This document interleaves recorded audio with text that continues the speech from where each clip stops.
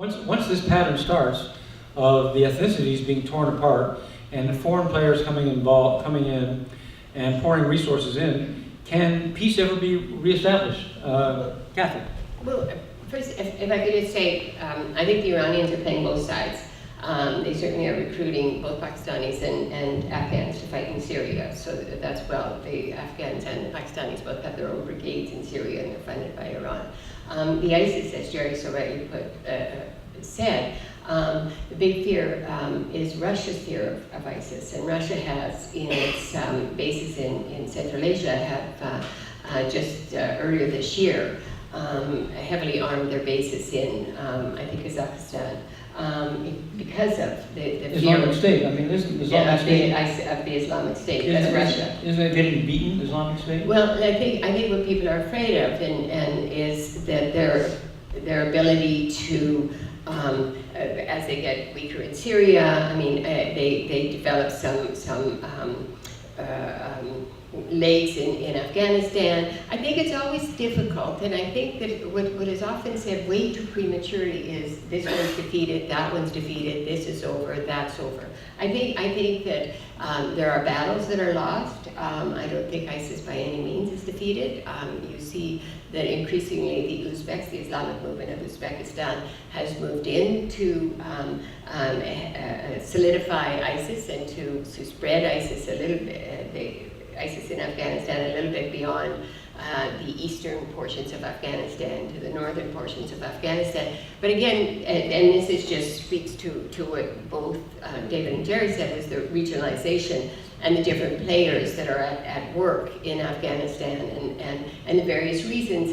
And while Iran might be supporting the Taliban at this point, they certainly are also hedging their bets with this little army that they're setting up, the Fatmayoun Brigade, which is the Afghans, and the Pakistani Brigade, so that they have their own little militias almost in place should they need them against, whether to the Taliban or against Pakistan, because there's a relationship problem there. But I guess what I'm trying to say is that and every nation has their own agendas in Afghanistan, and it's getting more so. David is absolutely right in terms of Pakistan's agenda and Pakistan's fear. But then you have Russia, you have Iran, you have China. China has a very interesting relationship with the Taliban. After 2001, in 2005, 6, 7, 8, they were meeting with the former defense minister, Obaidullah, who was then arrested by Pakistan because he was thinking about coming up with a peace plan of his own. So it's a very, very complicated, and the danger always, to me, seems to be this desire to oversimplify a very complicated situation. And while you say that the people in Kabul, like Trump, I've been a lot in Kabul in the last few months, the people, the administration, yes, Ashraf Ghani's people, and the leadership, Abdullah, the unity government, which is not a unity government, which was the most foolish idea ever, was to put that government in place, which was a US plan, but still. But the people themselves are so frustrated in Kabul, and people are leaving Kabul. People who never left Kabul before, they're terrified. The Shias are terrified.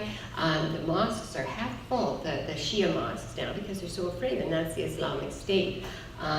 They don't see, whether it's Trump, the United States, Canada, they don't see, most Afghans, whether in the city or in the countryside, see the foreigners as being part of the problem now. After 2001, there was a sense that the West could do anything, that the US was so strong.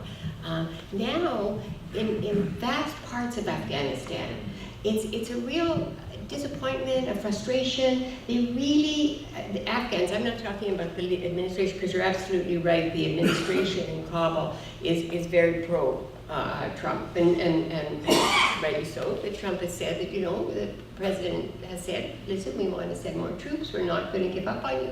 So there is that within the administration, and understandably, but among Afghans, and I think this is where people sort of lose a little bit of sight of what are Afghans feeling and what are Afghans thinking about.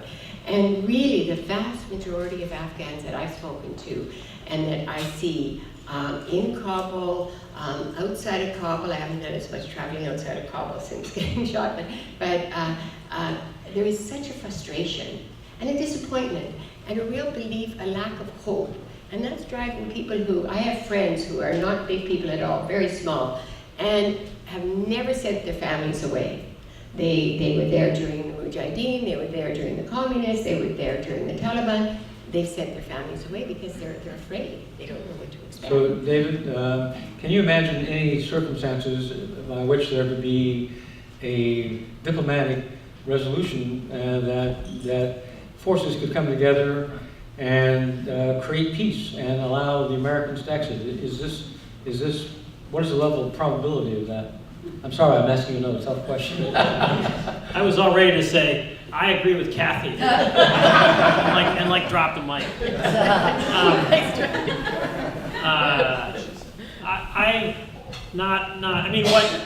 I wrote a piece after, and I have not been in Afghanistan for years.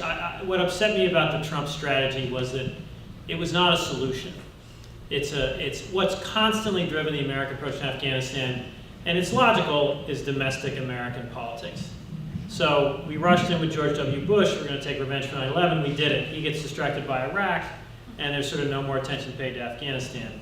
Obama declares Afghanistan the good war.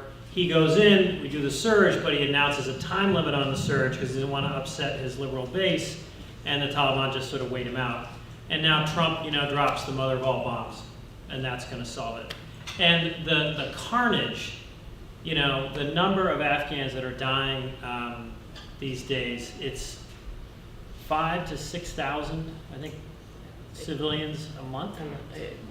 That's a little bit high, but yeah, lots. If you include, I think, soldiers and police. Yes, Last year, I believe, maybe 15 American soldiers died in Afghanistan, and I think at least 5,000 Afghan police and soldiers died. So this is a holding pattern. This is not what Trump is doing, will not lead to a resolution, and more Afghans will just die.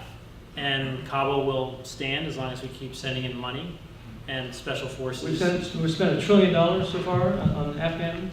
Yes, but this is what's so complicated about this. There's all these cliches you hear about. We've fought 15 different wars over the course of 15 years or something like that.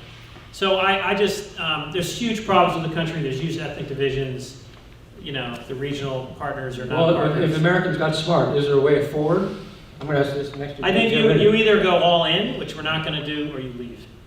And this kind of middle of the road thing is just costing Afghans their lives. And American money.